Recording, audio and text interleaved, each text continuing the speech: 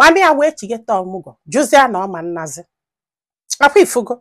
jụzia na ọma nnazi wee bidozie sibia nya nyekwela ụmụnne ya aka nya mekwe nna si regardless na ya na ụdị ọzọ na fancha niile bụkwa nwanne ịgbagolu bido sabia isi na-ekwu so many things ọtala anụ si ụzọ olili nne si ụzọ mami ya wee bido wee na-agụ ya na mgbafu na ụmụ ya eribego nne bikos na ya da amụ nwa ozugbo ya mụsịala nwa na ọ na-ete ekiche like 3 to 4 5 years before ya atụla ime ọzọ ọkwa ịghọtago so kwanya nya agba nkịtị so nọkọtazi anya wee sị ya na ọ ga-ana o wee naba na mgbe ya na-agwa anyị ihe a na di enwego ministri nke ya ịghọta na-emelụ ndị mmadụ ekpele n'ụlọ ụka ịmagolu ife na-aga nnọọ ọfụma ife na-abata na one of the step sister nwekwele ife mana o melụ mami ya na ụmụnne ya aban ọ chọrọ anybody itinyeli aka ma o mee anything yọtago so kwanya na o nwelu nwa mami ya mụọlụ the second husband na asị na this guy na-ezu oshi ebe ọbụla ọ banyere ife efuo mami ya wee bido wee yọbịa wee si ebe ọbụla di ya na-eme ekpele ka ya na fa na-abụ bilin ịghọtago ka fa mebeli ekpele ka mama isi ọ ga-ajụ oyi magolo ụdị ha afọ ya agwa die si mba na ya na onye oshi ama mbi so kwanya o mesizia jewelu amụrụ m ọdụka ya si nnọọ na o sizi na that vicinity nyala ebe ha bibu wee pụọ so for years like 2-3 years na anụrụ nkụtụ ochie ma nkụtụ anything so ọ bịazi akpọ na-asị na ochenjigo ịgbago na ọ bịazi akpọ na-asị na ochenjigo so ma bịa yọbakwa again si kafa bizielu si ya wee kwelu na bịa na-agwa anyị ha na nwa ya nke izizi dị 12 years nke ịbụọ dị 9 years nke ịtọ dị echeteze m ịghọtago mana ịbụọ nụnwa bụ ihe nwee some stories na this my story nji wee chetafa na abụ so kwa na afa ncha niile wee bido ka ha bizelo ọ na-eso ha na-aga na ministry fa ha bikwela omume gbanwee nya wee trust all this guy trust anya ọnụ ụgbọ ndị enye ekpesi ekpele dị n'ala na-alalụkata ụlọ ofe ihe kụọ ọnya aka si ya gị jebekwa gị jee cheki ụmụaka nya wee na-apụta na nnekwe nwanne ya nwoke n'enu nwa ya dị 9 years nya wee tie ntatị nke si akedu ife ọ na-eme ọ sị na o nwere ife a na-eme mana ị na-anya ịfụ na ọ chọrọ ịdakpo nwa mana ọ dị ka ọ ka na-ebido nya wee bata ịghọtago so ka batalụ fia ịmagolo ọ sị na o nwekwa ife a na ịmagolo gọvanọ agụgọ ya agbagolo ife menu ya emetụsie nwe aka fụ na ife niile ka intact ma ọpantoyi everything ya wee si oke wee gbakwa nkịtị ọ sị m nna ọkwanye anya wee disie nke mbọsị afọ na-echekwa ihe a na-ebugeli ihe a na-agwalụ di ya mana ya gwasịrọ di ya duto na enwere ike ịghọtasị ife mene yọtago mana ya mana nwa ya is okay mana ife ọ na-achọzi na rum nwa ha ụmụ ya ka ya ghọtara ahụ so ya na-edikwa ihe a o mesịrị ụgwọ month datin chigetekwa again ka a na-alalụ ụla tikwu ya aka si go and check your children ya wee move kwa wee jebe na room ha wee luo na ndekwe nwanne nwoke ka ọ nọ n'enu nwa nke dị 12 years na nke afọ bụ na ọpanta apụgo na ọdụgo ready in fact na ya mara ma otigo ka ọ na-akwado itinye ya wee tie ntatie nke di ya wee gbapụta ịghọtago fa wee jidie wee tibe mkpu ya wee mapụrụ nwa ya wee jebe ụlọ ọgwụ ka aje malụ ma o tinyegwo ewelu wee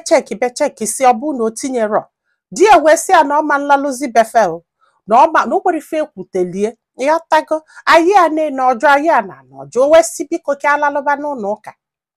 ya na ministri fa ya wee kwelụ o wee jezie wee lalụba n'ụlọ ụka luo n'ụlọ ụka afọ ịmagolo na-eme nnọọ ka gasị na ọ na-eme ọpịpịa pụlụ ọtọ chenjie ife ọbụla asị na a ga-eme ọ nọ ya ife ọbụla asị na a ga-eme ọ nọ ya ịmagolo di ebidozie hapụlụ ya aka obidosolu na-eme ekpele bidosolu na-eme ihe niile ya gwesie dị wee na etu ọ na-alalụ n'ụlọ ụka maybe no change so kwana ya wee trust kwu again ewee nọgide arụ wee tụọlụ die ọ sị na di enwe stro ewe bulie wee jebe ụlọ ọgwụ so ka ebuzieli ejebe ụlọ ọgwụ na dis ihe amelu die in fact na fache na di anwụsigo so na ada ejenwuzi n'ụlọ ụka die aradro na ọda ejenwuzi n'ụlọ ụka so is like no this guy ka ahapụzala ụlọ ụka dozie in charge ọ pụghị atago nyanwa wezielu azị na nwanne ya na ebe afọ ya relax ya na-enete die apịghọta so kwanya mgbe eji wee treat sie di wee chigete wee bidokwe ụlọ ụka ya again. Ya ka anọgidela ofu nwa agadi nwaanyị n'ụlọ ụka dị 50 something years wee bịa wee sị na the guy dakpolie andị makia na ọ ga-anụ ya. Echekwado egwuregwu ekpebekwa ihe ahụ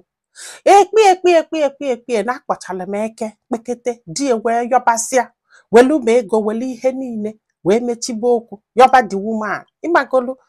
chọbalụ the woman ife wee yọkata the woman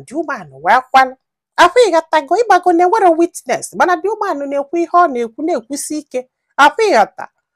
si ọkwanya nke afọ wee gaa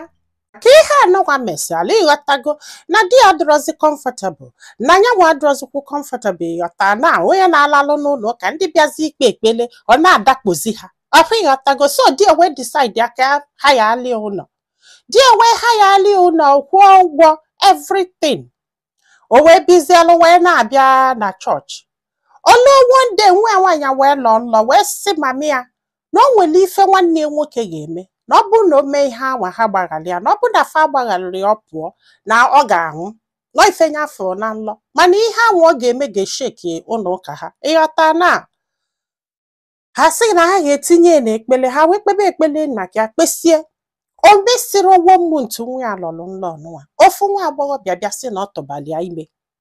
andị na ọ ga-anụ ya andị that girl na nne na ụmụnne ya na-abịa chọọchị fa na ike ha ji ekpe adọrọ ha wee kwalụ wee jee wee mee ihe n'isi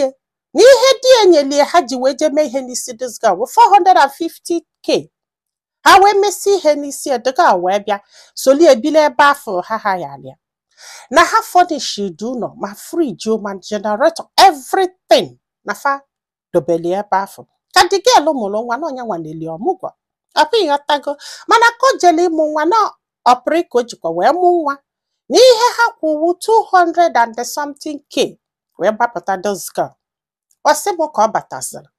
omume nwanne nwoke wee kwụrụ ọtọ chenjie si ọkwanya ihe a wee na-eme ọsị m nne ka ekwe n'ihe a ga-eme na nwanne ya nwoke na ihe a na-enye every week bụ 30k every day 3k bọsị 2 bọsị ihe a yọtago mana 30k bụ for sure ndị ọzọzi bụ ihe a na-enye ebute onyinye n'ụlọ ụka ya na ha na-eke ịkwọ ọ bụ na mmadụ nye di ya ife na ha na-eke ịkwọ ihe ọbụla eweta na chọọchị na a na-eke ịkwọ because in fact akụkọ dị very very long and very very interesting I'm telling you ha na-ekezi ihe niile ịgbago na onye nwee family and nwanne ya nwoke ka ọ bụ tinyekwa olu na ọ na-enye aka n'ụlọ ụka solu na-ekpele ndị mmadụ ekpele si anọgide obido fụba ụzọ ha na-asị aka ezikwa ebe ụzọ ọnụwa ọ na-afụsi na fe nwere ike ịghọta obido na-afụ ụmụ kịrịkịrị ụzọ ọ na-afụ na afọ mara na ọ na-agwọ ọgwụ